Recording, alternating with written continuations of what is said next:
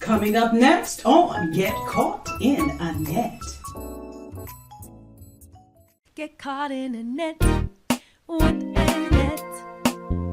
For your mind, body, and soul. Get caught in a net with Anet. It's your intellectual radio show.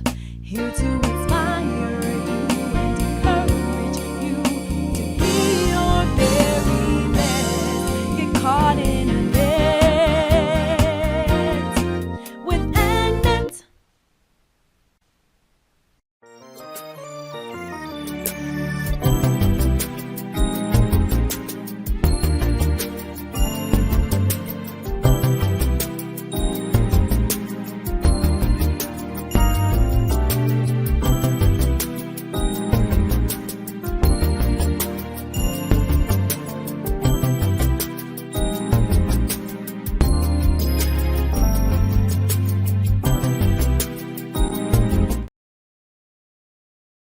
Coming up next on Get Caught in a Net.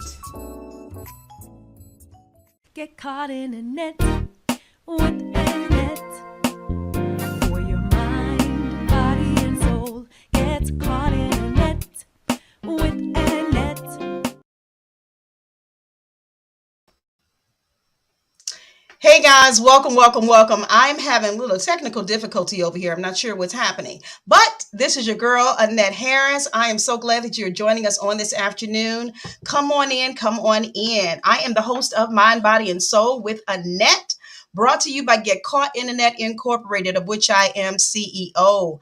I am also your certified positive mental health ambassador and author, award-winning author of that bestseller, Surviving a Silenced Heartbeat. I would say if you see my face around 12 noon on Wednesday, it's time for you to come on in and get caught in the net. I'm going to ask you if you would not mind going ahead and sharing. Go ahead and click the share button. I would love for you to do that. I'd appreciate it if you would. We are live on Facebook and that Get Caught in the Net, and also in my other group on Facebook, Mind, Body, and Soul with Anet. We're also live on Instagram, Get Caught in the Net, and YouTube. At the end of this segment on today, we're going to upload it to Intellectual Radio's YouTube channel. This is where Mind, Body, and Soul is housed, and this is where you can see our shows, pre-recorded show or recorded shows. You can go ahead and watch it there as well, intellectualradio.com. So I am going to talk to you today about my wonderful guest. I am bringing her back. Wait a minute now. I got to do this. I got to pray first. This technical stuff done got me all thrown off, right? Lord, we thank you for all things. We thank you for blessing us and helping us, instructing us, and giving us your wisdom and your direction and your instruction. We ask that you would get the glory out of this segment, everything we go to say and do. In Jesus' name we pray, Lord. We appreciate you, oh God.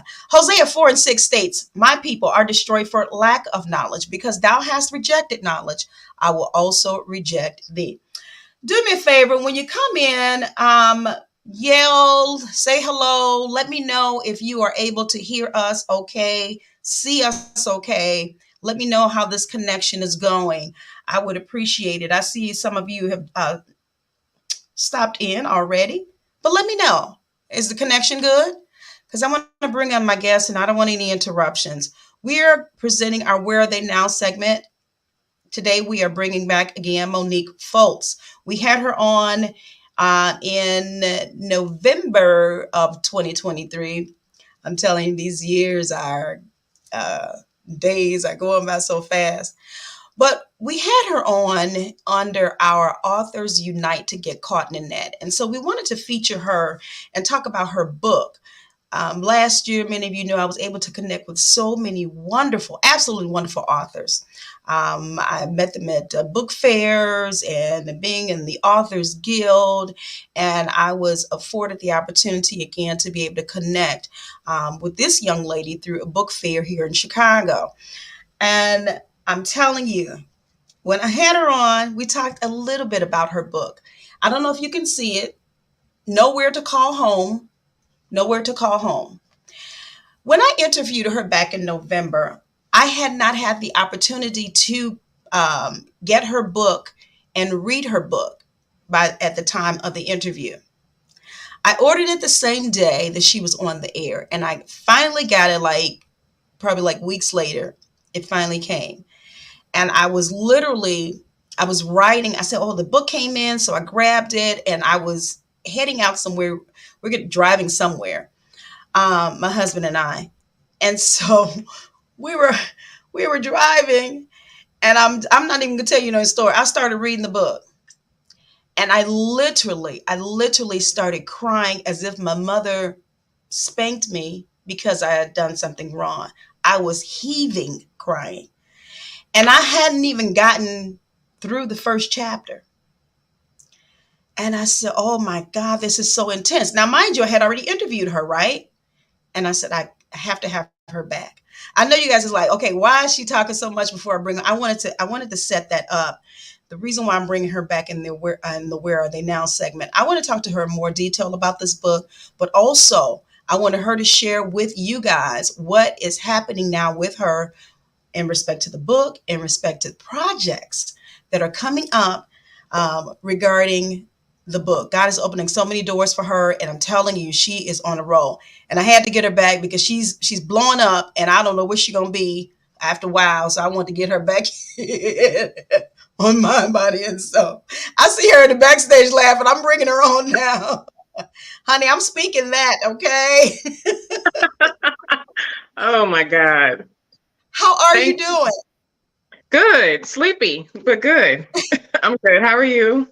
I'm doing well. You don't look sleepy. You look well, honey. You look gorgeous as usual. Thank Uh, you. this is my little laughing buddy on Facebook. I mean, this girl will put up she will put up like random hilarious posts and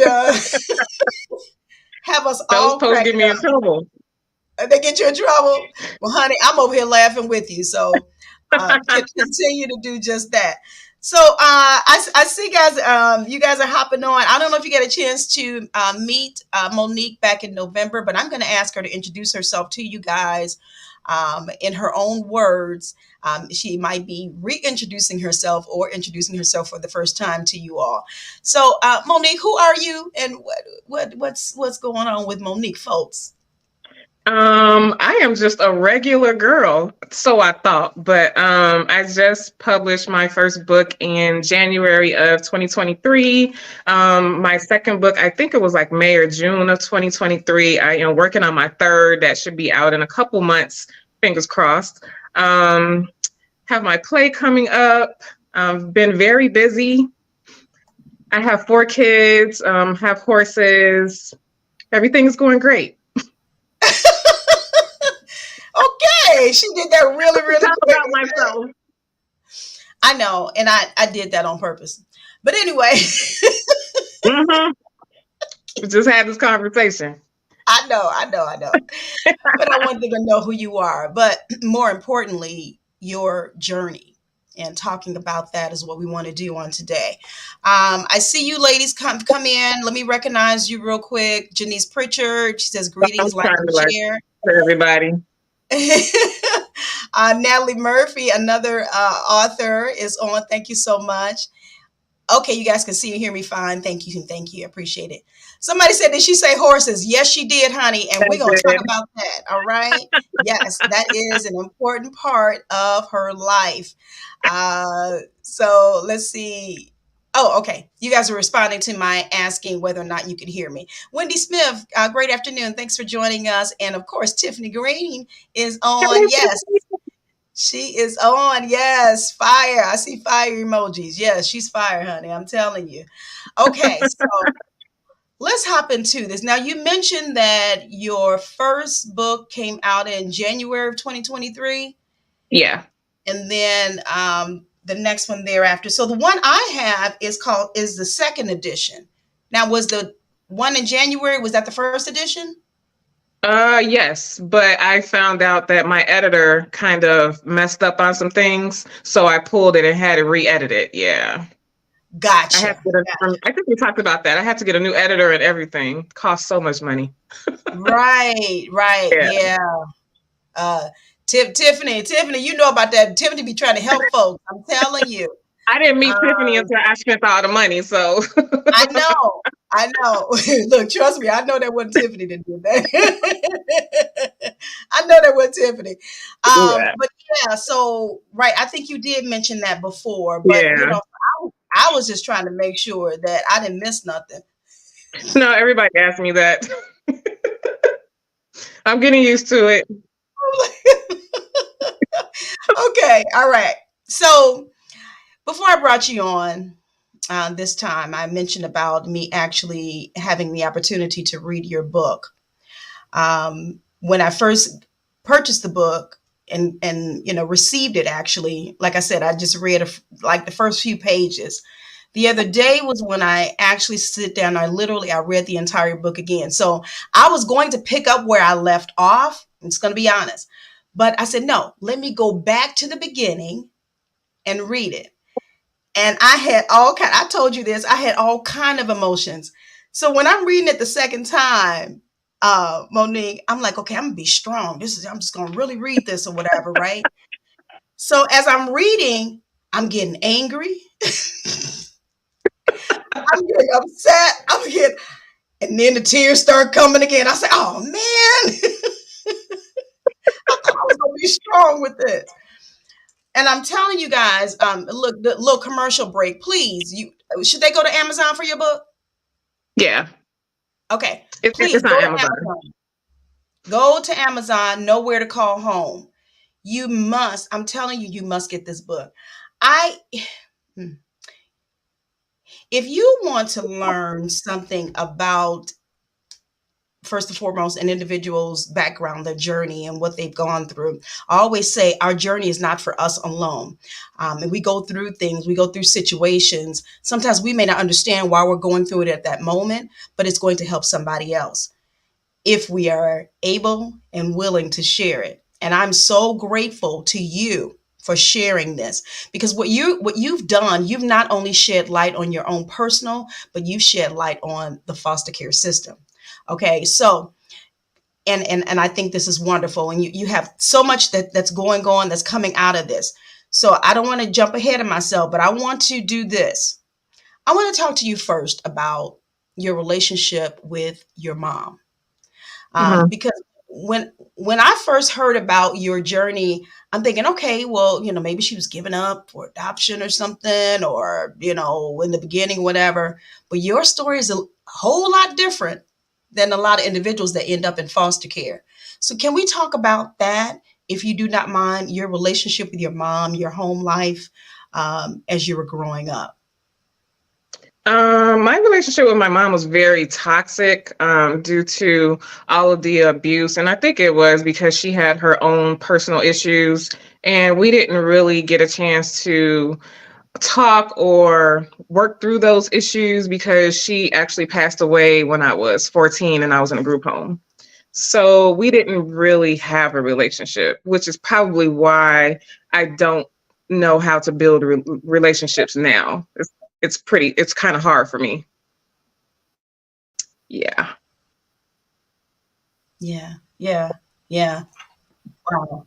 That's deep, because of course my heart went out to everybody that was in that book, right? And immediately you just said something that was key. You said she had her own issues to deal with, right? And I'm Mm-hmm. even wondering, of course, my mind, anybody knows Anet, I'm always thinking. I was wondering, okay, how was she brought up? What happened in her childhood? You know what I mean? Because sometimes Right. you kind of reciprocate, or you do the same thing that happened to you, Mm-hmm. in situations. And thank God your situation turned out different, once you got older. But Right. I'm wondering what happened to her, in her childhood. Mm-hmm. Like you said, the relationship was toxic. You didn't really get a chance to understand, and you were young then too. I mean, Right. she passed when you were young, so you didn't get a Mm-hmm. chance to know her while you were an adult, and understand what really was the basis, mom, for you allowing these things to happen, or letting these things happen to me, or making these things happen to me. Right. So when she passed, how did that make you feel? Where were you mentally when that happened? Actually, I was lost. I was sad, but I don't think I knew how to feel. I think I felt like an outcast at the funeral, and I probably wasn't. But there were so many bad things that were said about me and perceptions that were put out there. I felt like I didn't belong at the funeral. So it was hard being there. I felt invisible. Oh, oh wow. Okay. Yeah.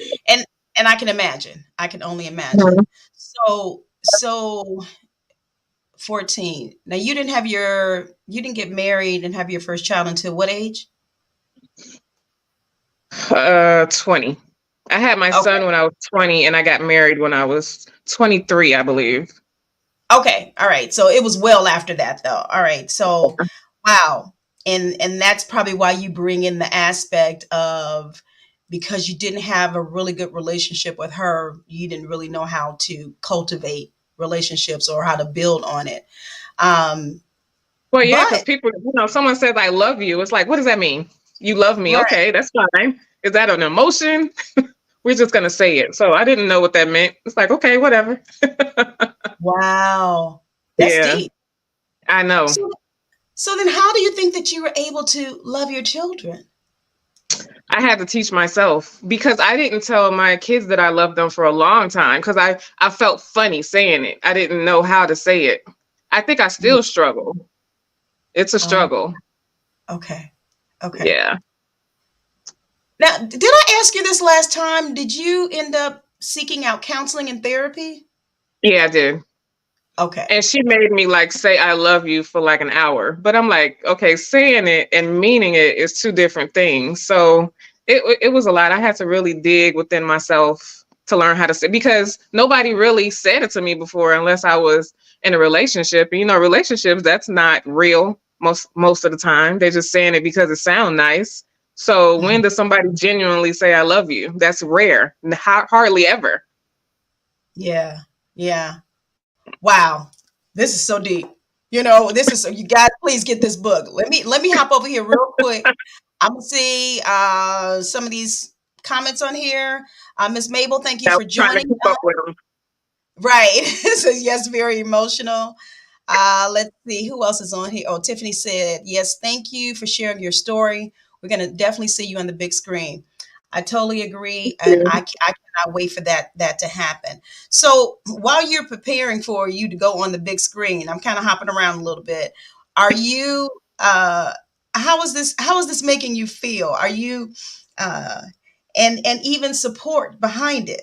Are you hesitant for it to be on the big screen? Are you eager? Where's Monique's A mindset with that? little bit of both. I was running into a lot of hiccups with the play, even with finding a theater. People in the play world, production companies are just very um, competitive. They don't want to share information. They don't want to, it's about who's better than who. So I just had to completely go in a circle. And my BFF is like calling people and calling directors. So it's been a tiring journey, but I don't know how I'm going to feel when it actually hits the big screen, because as I said before, I didn't expect it to go this far at all. Yeah, So it's yeah, amazing, but I think I still work full time. I still got my kids. I still have to live my everyday life on top of keep up with this book, keep up with this play, keep up with my new book. So it's a lot. And I'm yeah. grateful. I don't know what God had in store for me, but it's like he just dumped it like, there you go. Let's move. Pour you Right. out like they say, pour you out blessings, so many more that you can't Right. even receive them, right? I can't even Um, keep up. right. But then, even when you say all of that, I see God's compassion because he saw what you went through and he wants to be able to help somebody else. Um, Right. let's kind of stop right there for a second, talking about you. Why do you feel, or have you ever thought about, why are these things happening to me? Because you not only experience one traumatic event in your life, you experience many. And after a while, I'm sure you probably were thinking, okay, what is really going on here? What is it about me? What is it about Monique, um, that this stuff is happening to me? And I know, I get it. You don't really like talking about yourself, but I kind of want to bring this out a little bit, if you're able, and to kind of share with us, because again, your story is going to help somebody else. So Right. if you can you answer that? I have thought about why me, because I am getting, I feel the aura around me from different people, like, why her? And a lot of people feel like my story was worse than hers. And I was talking to my friend and I'm like, if your story is worse than mine, then why didn't you tell it? Or, why do you want to tell it now? And she said, you give people the courage to say it's okay to talk about what you went through, and it's okay to let it go, because some people keep whatever happened to them in for so long, they just become bitter and angry people, and they don't have to. So I had to look at it like, I guess I'm an outlet, even though I'm just a horrible product of the foster care system and just being abused. But there's some people their parents prostituted them. And they just don't know how to cope with life. So I'm grateful that I can somewhat cope with everyday life. I think I did okay, but I'm grateful that God is using me to tell this story. I just don't know why, and why now. I didn't expect it to. I really didn't expect it to go this far, and a lot of people didn't expect it to go this far. That's why everybody spoke down on me when I was writing it. But now it's like I think people see me in a whole different light, which I think is a great thing, and I'm glad that people are starting to get help themselves. I think Hmm. I've turned into a psychiatrist. A lot of people are. I get a lot of messages throughout the day about relationships, and they talk about their past. And one guy just sent me a message and was like, "My dad threw a brick at me and busted my head," and I'm like, "Oh." So now I have to figure out a way to cope with not only my issues and my story, but everybody else's issues that comes through my inbox. Yeah. But I'm grateful. I think it's a good thing. Okay. Well, that's good, because you have to have that mindset, so it won't overwhelm you, and Right. or pull you back. So That part. yeah. I mean, how do It's you handle that? Because draining. I'm sure that it could pull you back into what you dealt with when you hear other people's stories. What do you This think it is? morning, I kind of had a breakdown, and I don't really talk about it a lot, but I have lately been so depressed that I think I had to call people. I had to like really pull it together, because I don't want people to be like, oh, she always got something going on, or she's always, depressed. But, talking about this book, or dealing with everybody else's issues and this book and the play, because I still have to deal with the script, can just pull you in just a dark, dark, dark Yeah. hole. And like coping with life every day on top of this is just very, very, very hard. Imagine. Trying. God, I can only imagine. I see some encouraging words that are popping up on here for you, and I I'm glad see. you individuals are doing that, because she will need that. And it is, I'm sure it is not easy for her to go through, relive in some respects, especially when you get to talking about this play. I'm sure it cannot be easy, but trust me, we are behind you. We encourage. I don't know if you're still seeking therapy, but if not, Yeah, you know, if not, make sure you do that. But I am. good, good, good. I see Miss Mabel say your story is an inspiration for hope. It's gonna be great. And she also said it's part of your journey. Natalie says here, continue to let God use you. And I totally agree. Aw, thank Um, you. Tiffany says the why is because you have purpose, and your strength and healing can help and save the rest of us. Come through now. Now she done Yeah, put on make me cry. she done put on her preaching hat. Now go, Tiffany. Yes. Let's see. And I would have a therapist to refer people to. Not, I would not take on other people's property. You have enough on your plate. That, yeah. Yeah. You know what, Tiffany, I can about shut the show down with that because that is so accurate. And I literally have like, I'm going to date myself and say a catalog of names, but I do have a list of therapists that I refer people to, because she's right. You have your own journey. You have your own that you have to deal with. No, you're not being insensitive. Sometimes you may need to, give that listening ear. Somebody probably needs, but then, okay, you know what I'm going to do? Why don't you reach out to such and such, for further, because you don't want them to keep dumping on you. Uh-huh. And you're not able to handle it and it takes you down. Like you say, you're dealing with that depression. That depression you probably felt was probably not necessarily for you. It was So for, heartbroken this morning. I'm like, what is wrong with me? I had to shake it yeah, off. I was so heartbroken, but I'm okay. right. Okay. All right. But we pushing, we holding up both your arms. We Oh holding you yeah, up. We are probably holding gonna you go up. and run it off or Yeah. something. Right, right. But I'm telling you, this is something. And something. I always say all things work together for good. That's just like the scripture says. And we never know. Like you said, you just didn't know why now. You needed Yeah. to share this and come out with this. When I was writing my book, I didn't know. I asked the Lord. I'm like, why? This has been 39 years. Why? So you have those you have those questions, but he's like, my time is not your time, and girl, write that book. Basically, Yeah. and people still need to know, what's what they're going through now. They're now going through what you went through. So let's Right. help. Um, so with that in mind, let's kind of segue into talking about the foster care system. You wait. Let me say this, and you all know I know how to talk, but Monique learned me some things when I was reading her book. I had no clue. I had no clue about what do you call it? Um, Emergency foster care. Did I get that right? Oh yeah, yeah. Okay. Emergency foster care. Yeah. I didn't know that there was such a thing.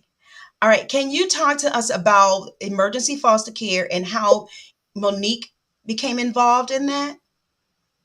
Um, so my mom was just, I think she did so much stuff to me. I was going to school with bruises, bloody, and DCFS would come to the house and just leave me there, just leave me there. So I got to the point that I was running away just to stay safe. And it took her to say, I don't want her back here in order for DCFS to take me away from her the first time. So when they did take me away from her, because my foster care providers are not listed in order in my book.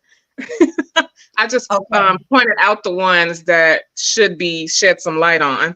But they did put me in a shelter. The shelters were overcrowded, so I had to sleep on the floor for days until they got a bed.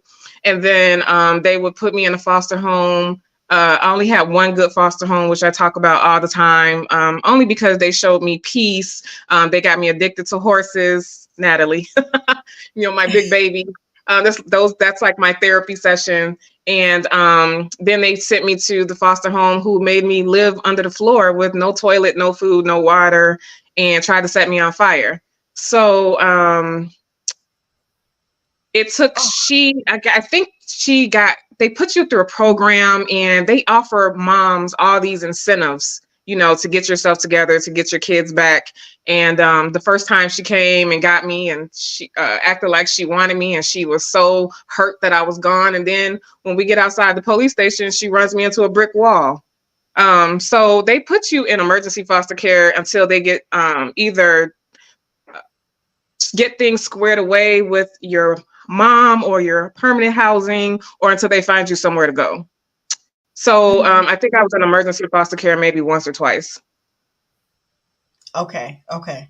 All right. Yeah. So I remember that because the first one was the family with the horses, right? That was the Yeah, emergency one. Okay. yeah. Honey, that did something for me. Look, I don't know if they still living, if they still around. You still connect with them? Are you able to still connect with that family? No, but a lot of people tell me that I should. It would probably help me heal, but I'm really not interested in finding them. But I would like to know if they did it to anybody else, especially you have kids living under the floor. It felt like a horror movie, all concrete walls. They would let down buckets for you to use the bathroom. They would just throw the food and lock the door. It was crazy. It was so surreal. But they seemed like normal people when DCFS will drop you off. And DCFS does Wow. not check the houses like 70% of the time. They just drop you off there and leave.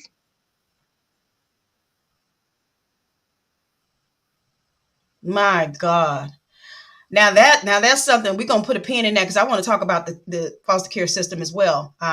Because again, I'm learning some things and it's interesting.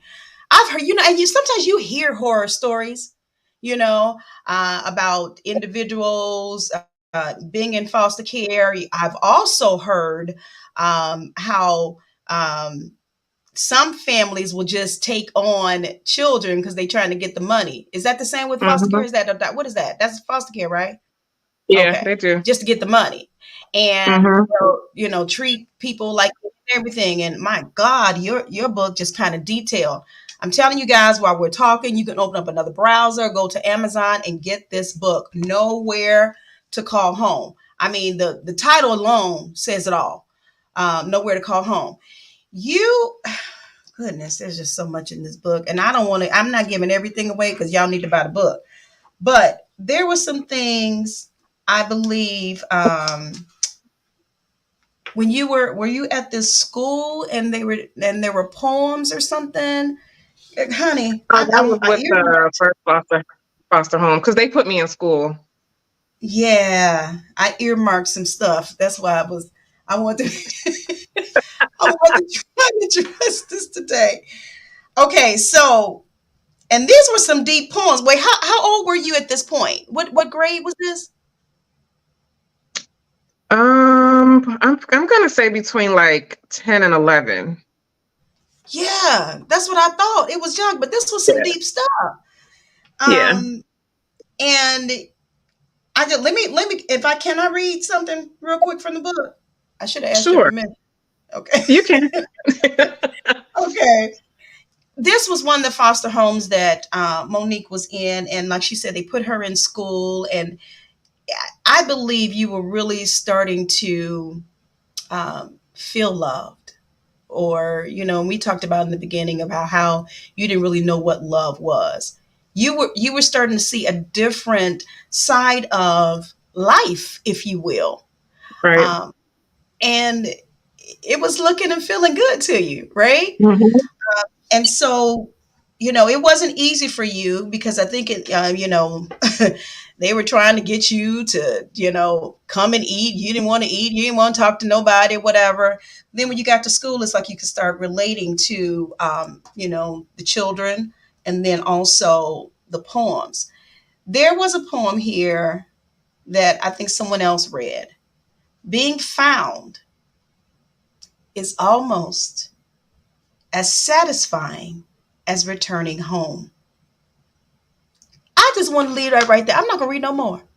That line alone right there, being found, is almost as satisfying as returning home. You have on here the name of this book, Nowhere to Call Home. When you first heard that poem, I don't know if you should be able to recall, obviously it was important to you because you put it in your book. What Hmm. were some of the things that you can think of that you can remember that was going through your mind when these poems were being read?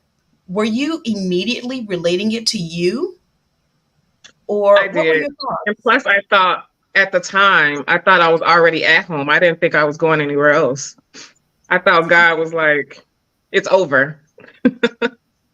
And that's Okay, all that I can remember. okay, Those poems. Yeah.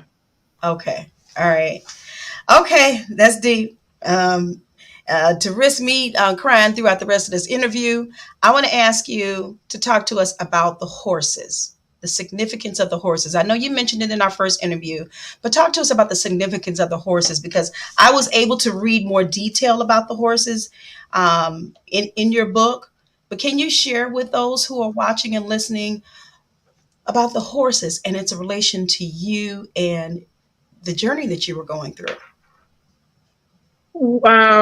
So I always point out that my best friend like knows my book better than I do. So she pointed out, and I forgot that I even wrote this much detail, but when the foster dad came and was trying to get me to be acclimated to the house and, talk to them, he asked me to come to the barn because I literally trashed their whole house when I got there. And it wasn't because I was being a spiteful child or being destructive, but you get tired of being bounced around from house to house. So it's like, why am I here? Why do you want me here?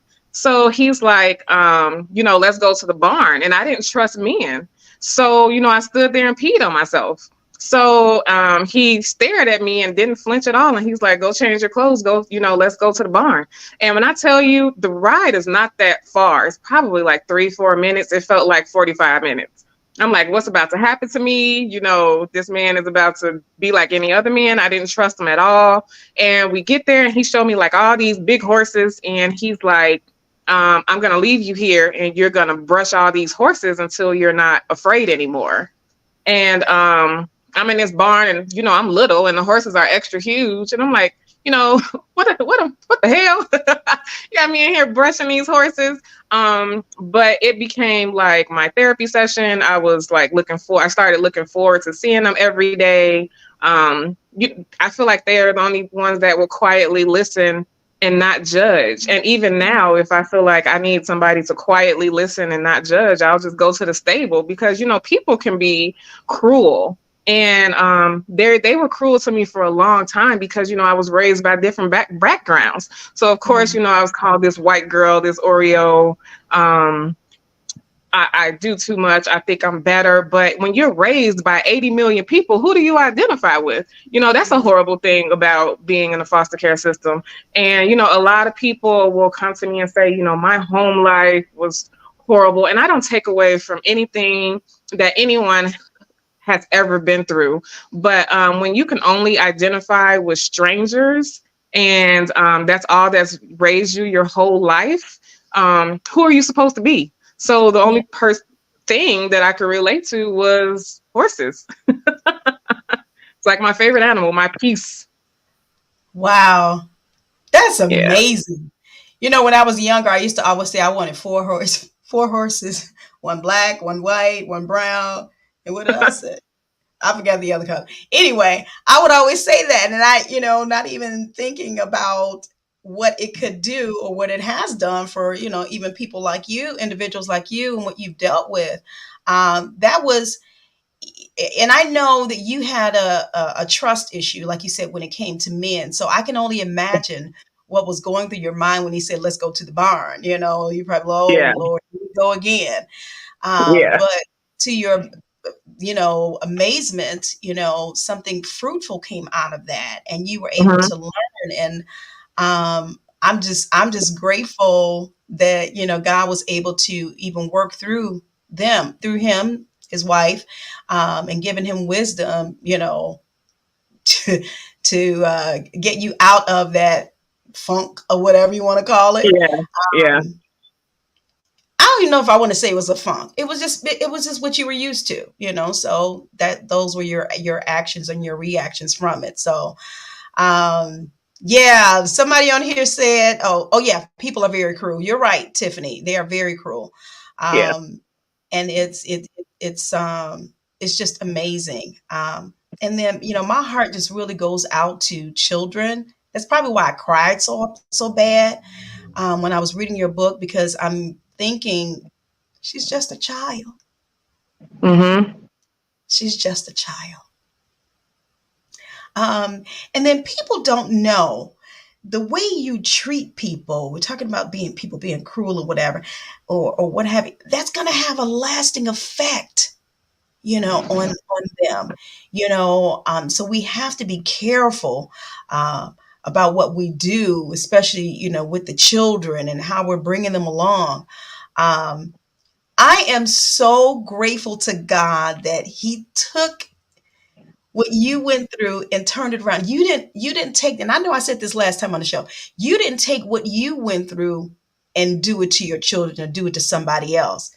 You took that other route, that mother hen, that protective route. No, no, no, no. You're not going to do this to my child or whatever. And you have such a concern, for your children. So your biggest fear when it comes to your children, your family, is what?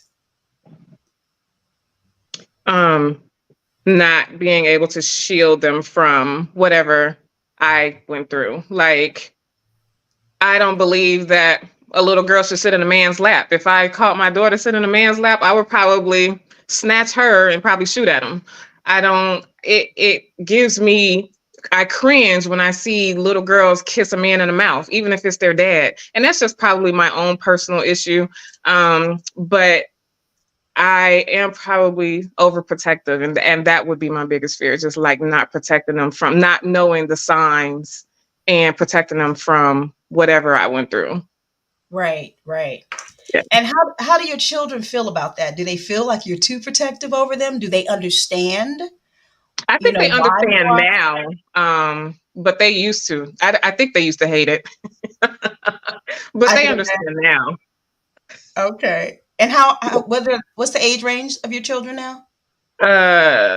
22, 19, one will be 13 on Friday, pray for me, and one is 7. Okay.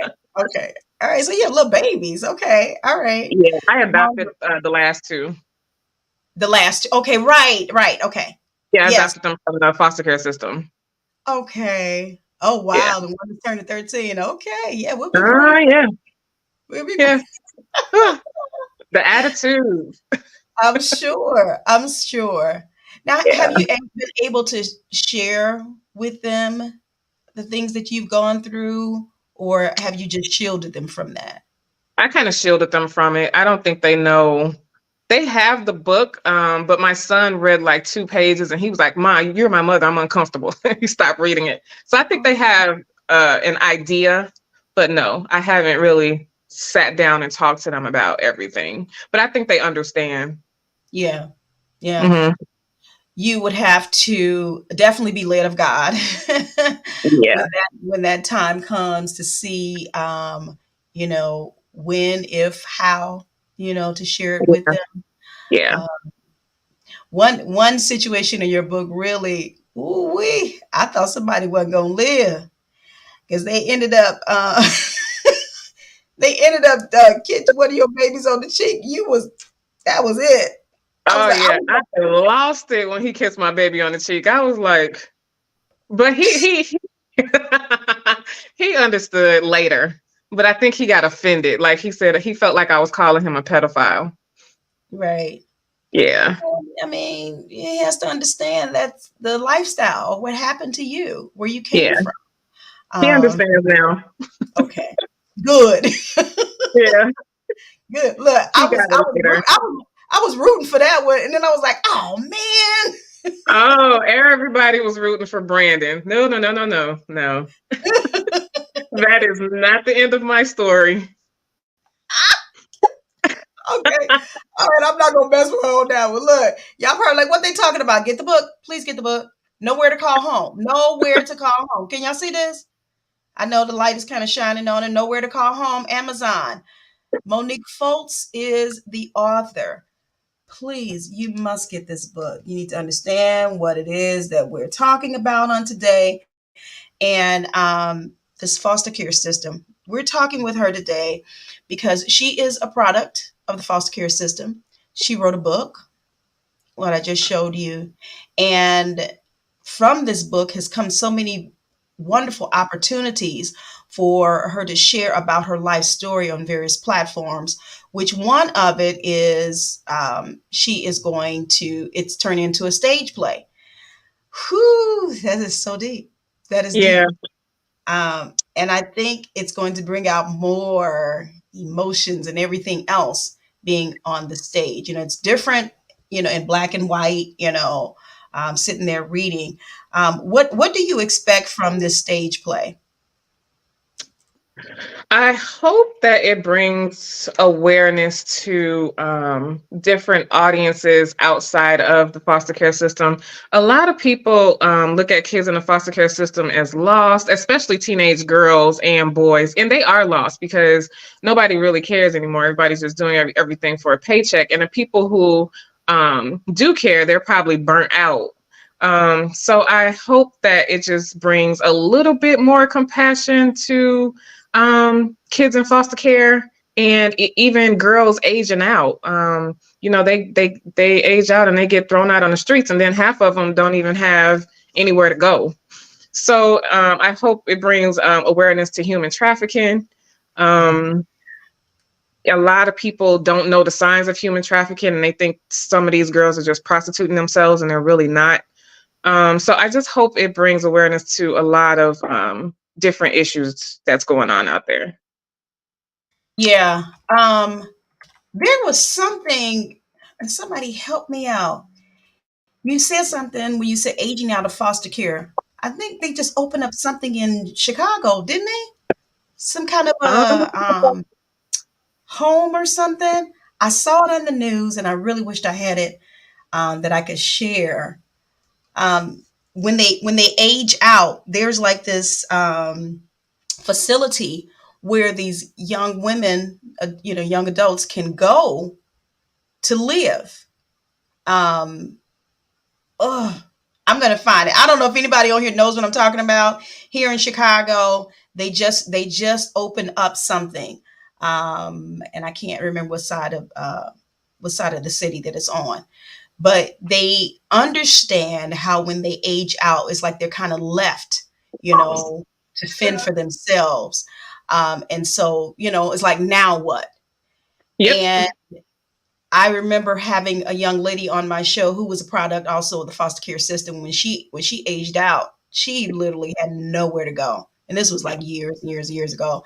And so she had a hard time. She had to try and, adjust and, figure out where to live, how to get a job and all of that, because she was just left like that.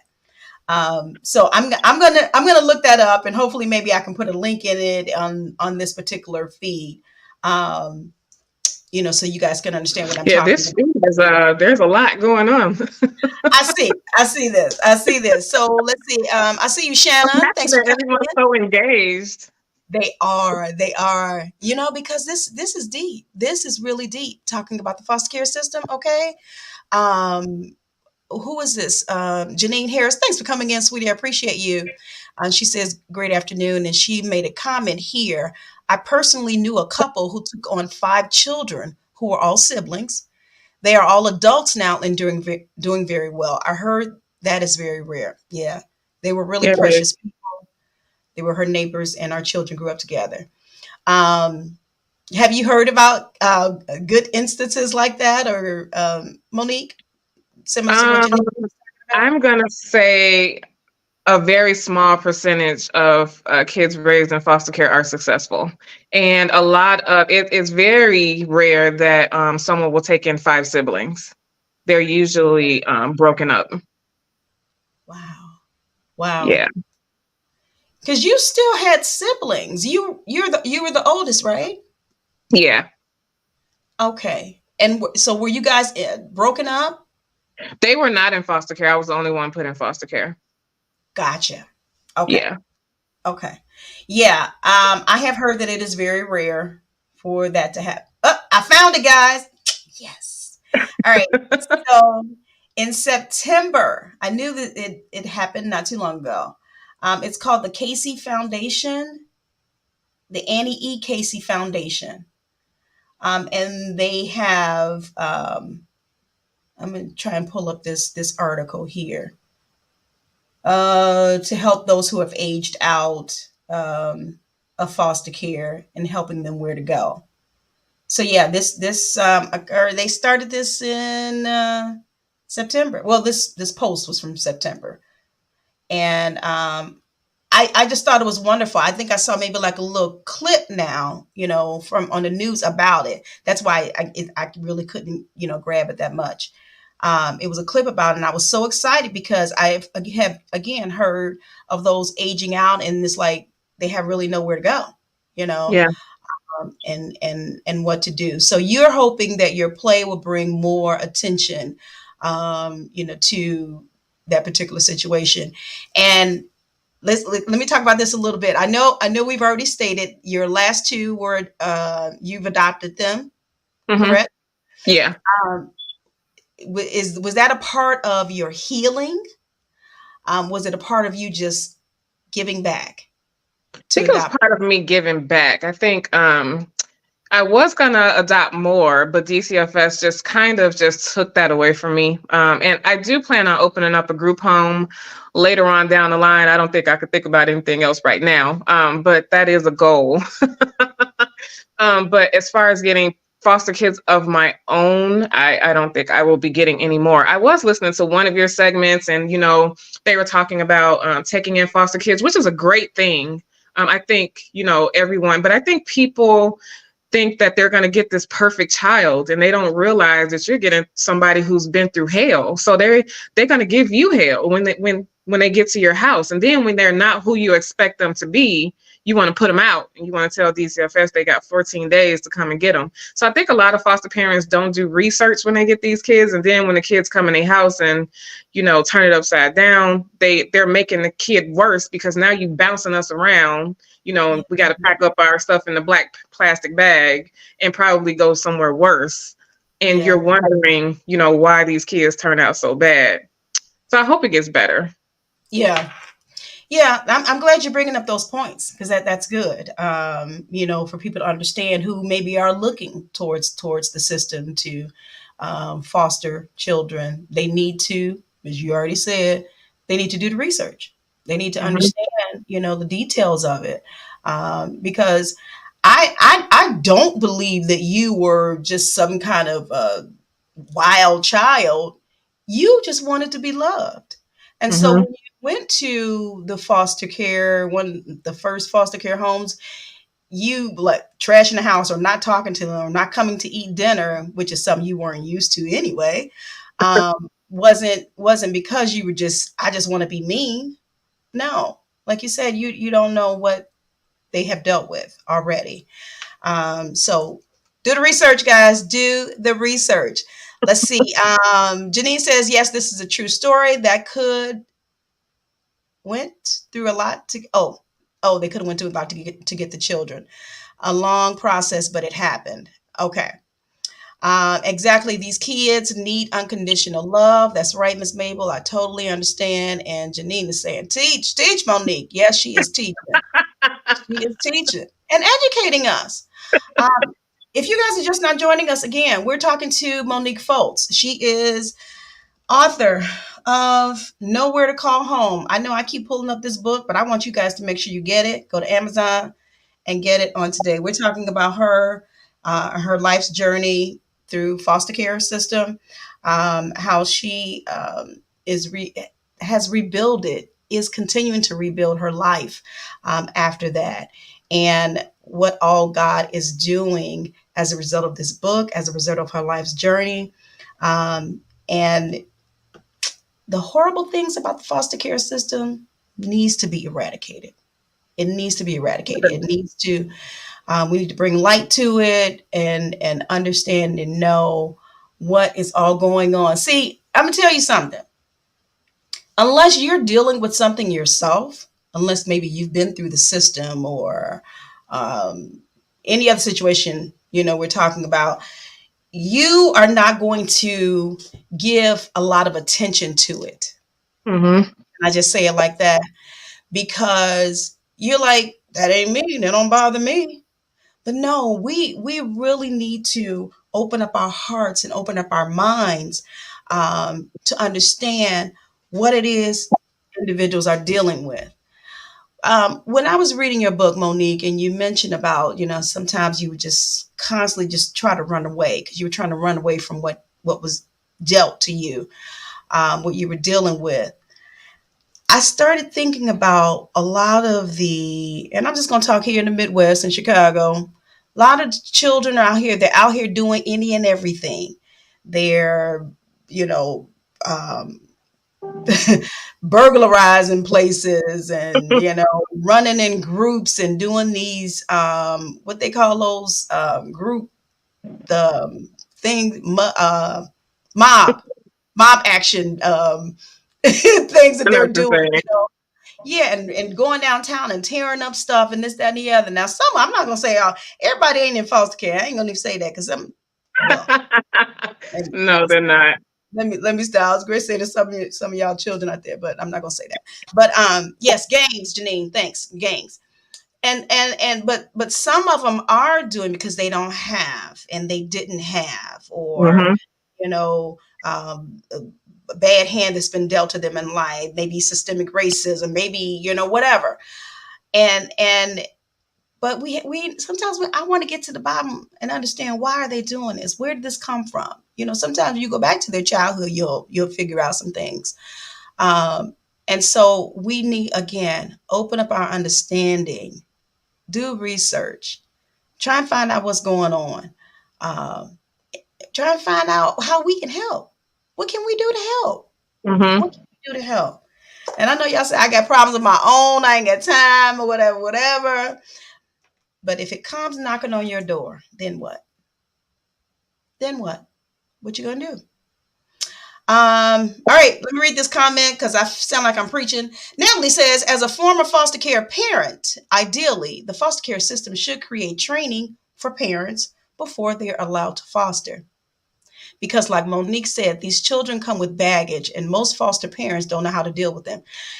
No, I've listened to them like, I want this beautiful baby, and we just want to give her all the love in the world. And that may be true, but then you're going to get me there and you're trying to love me. And I'm looking at, what is that? What are you doing? Don't hug me. Don't touch me. I don't want what Wow. you got to offer me. So are you still going to have, this fairy tale voice tone when I come to you, talking to you, like, get away from me, and I'm pushing you away for months, not days. And Jeez. then they're calling DCFS like, we can't relate. I don't Oh want to my take her to God. counseling. I don't want to do this to her. I don't want to do this to her. Put her in another home. This is not the child for me. Like, we're just like a pick of the litter. That's how the foster care system goes. Right. Oh, that's so horrible. Oh my goodness. I'm sorry. Okay. Yeah, people call me a crybaby, and I am. But things they just, stick to your heart, and you just kind of, oh my God. What you saying here, Janine? Help me out. I love this content. This content for real though. I'm at work. Okay, you got to go. Cool. Thank you for coming in. I appreciate you. She says gratitude and shalom. Bye. I am going to put nowhere to call home. Here we are. I want to put this link into the comment section because I've been telling y'all all day to make sure, or throughout this particular segment, to make sure that you go to Amazon. So I'm going to make it easy for you. I'm going to put it into the comment section, the link for My inbox Amazon is for like, this oh. book. And ha, they lighten you up. They lighten you up. Okay, nowhere to call home. This is the name of her book. And again, Monique is the author of this book, and she's a playwright. This book is turned into a stage play. And you guys, I promise you, you don't want to miss this. You don't want to miss out on what she is doing. Um, mm, mm, mm. You, mm. I'm looking at the back of this. The back of a book alone will grab you in. But this should allow you to reach out, connect with her, keep up with what she's doing. Um, Before we end on today, I do want to ask you, Monique, about your supporters and your naysayers. You did kind of mention earlier about when you were writing the book, you were kind of getting a little pushback. Can you talk about that a little bit for us, and what that did for you and to you? Did it push you? Did it make you angry? What did it do for you? I think it made me, at first I was discouraged. I was sad. I was angry, but I kept writing. But I wasn't planning on doing nothing with it. I had to like really just have a wake up call and make myself um, put it out there. But I still wasn't expecting anything. I think I let what people were saying kind of take my dream away, so to speak. And I had to figure out that I need to just be the author of my own dream and just be the beat of my own drum. And I think that's what's gotten me this far. I just walk to my own beat, Yeah. get Yeah. it done. Right. Right. Yeah, but Okay. there's a lot of them out there. But do you have a lot of support though, right? Now, yeah, I do. Okay. Good. Good. Yeah. Um, Speaking of support, I know I said we're going to end with that. There were two young ladies in your book that you kind of focused on. Obviously, they were important enough for you to mention that. What did having that friendship with those young ladies do for you at that time in your life? It kind of helped me cope. There were actually three or four of us. Okay. But it just helped me cope with having friends because by me moving around so much, I never really had long time friendships or any type of relationship. Relationship building was just not a thing for me. Mhm. Relationship building and love was just out of the cards for me. So it just gave me some type of stability there, which I'm grateful for. Yeah. Okay. Well, good. Do you still keep in contact with them? Yeah, I talked to them on my Facebook, but I haven't seen them in years. So Okay. if I could see them, that would be great. But I haven't seen them in a really long time. Okay. Well, I Yeah. mean, people come to our life for a reason, sometimes for seasons.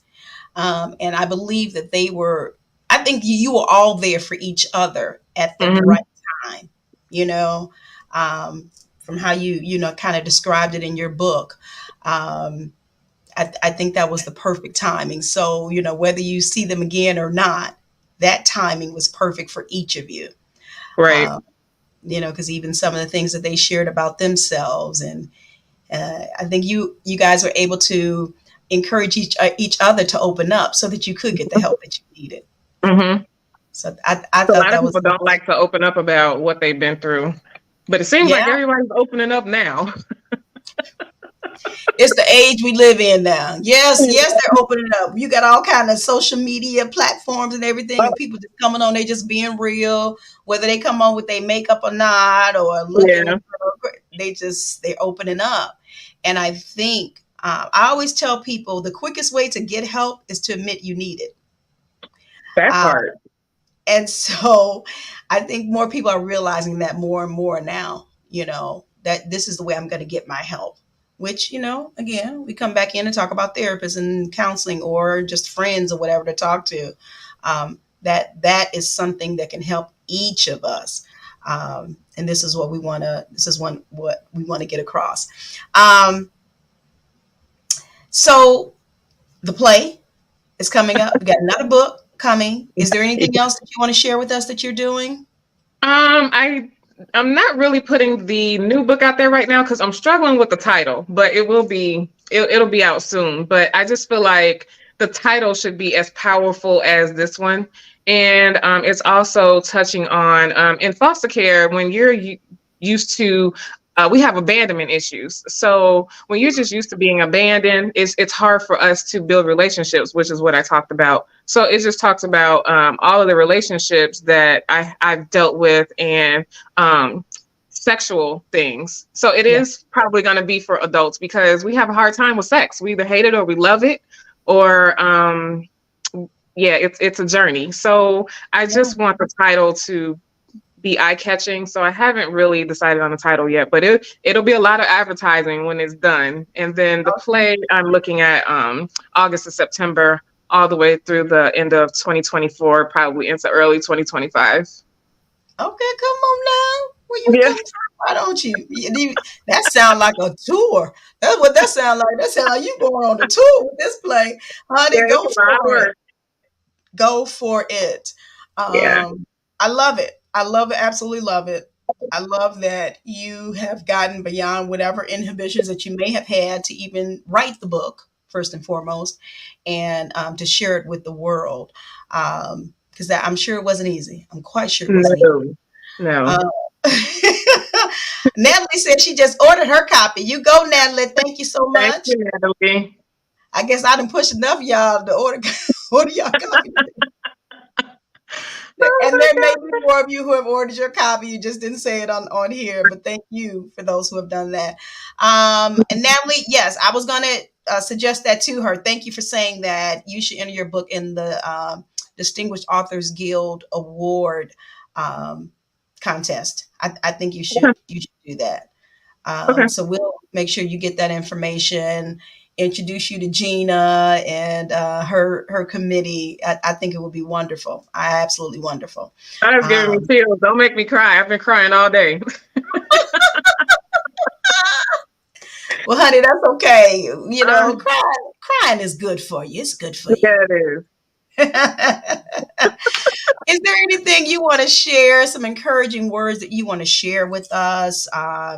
Those who are listening now, those who will come back and listen to this recorded broadcast, um, and just encouraging them maybe either to live out their dream, produce their projects, books, or whatever, or whatever else you want to encourage them with.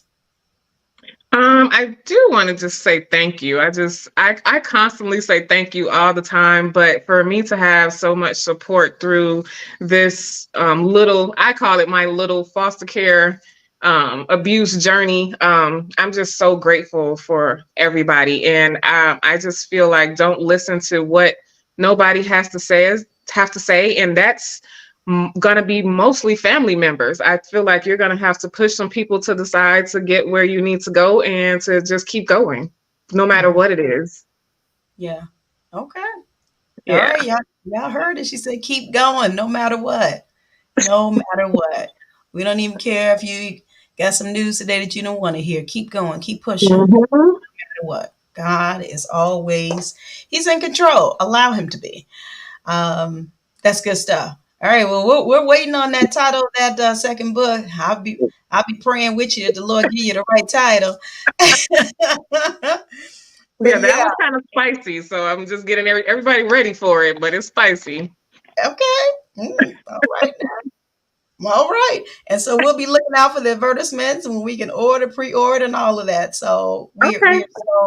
we're excited for you and what God is doing through you and how you again are paying it forward, giving it back to help someone else. So we thank you for that huge heart that God has given you. Uh, Thank you. Again, you could have gone a totally different way. You could have Yeah. gone a different way. But I'm grateful that God has led you in this direction, and you have learned from your situation. You have learned, and you've grown from it. We all still have growing to do, but you Mhm. have learned at least enough to the point where you have a book and a play coming out. Come on now, you learned something. Right. It's a So lot. we're excited for that. Miss Mabel says, "I love it. Keep going. Amen." Come on, Miss Mabel. Miss Mabel, you've been hosting with me today. I appreciate you. Thank you so much. Yeah, I had to tell her. She is a great host. Oh, Yes, wonderful, it is. wonderful. Is that one of your friends? Yeah. Okay. Well, Ms. Mabel, thank you. Thank you. I appreciate your interactions on today and all of you that have joined us on today. And if you're just now joining, you're going to have to go back and rewind to the very beginning. We have talked again with author, playwright, Monique Fultz, author of Nowhere to Call Home. Oh, great. Well, maybe I'm coming up with the second title of your book. Just kidding. Nowhere to call home. Make sure y'all go to Amazon. Look her up. Fultz, Fultz is her last name. Monique is her first name. Make sure you look her up. Reach out to her on social media so you can be alerted as to when her other projects are coming out. Again, thank you for this time on today, for the opportunity to bring you back. I don't think I've had a guest come back so fast Seriously, no, but I've gotten so many invites for interviews, but I was like, I had to tone it down just to catch up. So I am going to start back interviewing, but I took like a month break, maybe a month and a half break. okay, Yeah. So I'm going to ramp back up soon. I don't okay. have a choice. Right, you don't have a choice. Well, Right. you heard what I said in the beginning. I had to grab you again before you blow all the way up, and have you come back on. But yeah, because I just had you on like a couple of months ago, and I Yeah. have you on again now. But I did that on purpose because the response on that first interview was so overwhelming, and even on our Intellectual Radio YouTube channel. They were really enjoying it, and I needed to have you back because I wanted them to see what you were doing now, and how you are going forward and doing these great things. So I needed them to see that. So thank you for accepting the invite to come back again. I Thank you. appreciate it. I've enjoyed you again, as always. And we'll see you soon. So maybe, somewhere down the line, we can kind of squeeze you in somewhere where I got to come run up behind you at the stage play or something. I don't know. But I know. this will not be our last time. So if you can find it in your schedule, hopefully it won't be our last time. Okay. No, it won't. All right. Well, thanks again, Monique. We're gonna talk. Thank We'll you. talk, we'll talk Okay. later. Okay. Okay. Appreciate you. All right. And as she's exiting, guys, again, I want to thank each of you for your time on today, for coming in, joining us, listening, comments, um, purchasing the book, reaching out to Monique and assisting her in getting this out on various platforms. You've done that today with your comments and coming in and joining us on. So thank you so much. I appreciate each of you, and those who came in who I didn't see. Charge to my head, not my heart. I didn't see your name. A lot of times, if you don't comment, I'm not able to call your name out. So I tried to call those who I did see, and thank those of you who, hopped in on lunch and hopped back out. So thank you again for your time on today. We will be back on next week. Can you believe this is the last day of January? We're done with January. Boop, it's gone. January 2024, it's gone. All right. So next week we'll start off our February guests on Mind, Body, and Soul with Anet. February is Black History Month and Love Month. Okay, that's what I call it. So I want you to take a look at this video promo for next month. Again, we'll start off next Wednesday with another author, but she's also doing some great things. She left a corporate job to start her own thing, and I want you to take a look. All right, and for the rest of the month, stick with me. And also, thank you guys for joining me every day when I do my Sash Talk discussions and your comments and your encouragement. And I hope that it's something that's done or said to help you. We are organizing and getting together a pop-up and or live event where we can talk about that particular Sash Talk. All right, so stick with me. We're going to get it going. We'll see you soon, okay? Get caught in a net. On the next session of Get Caught in a Net.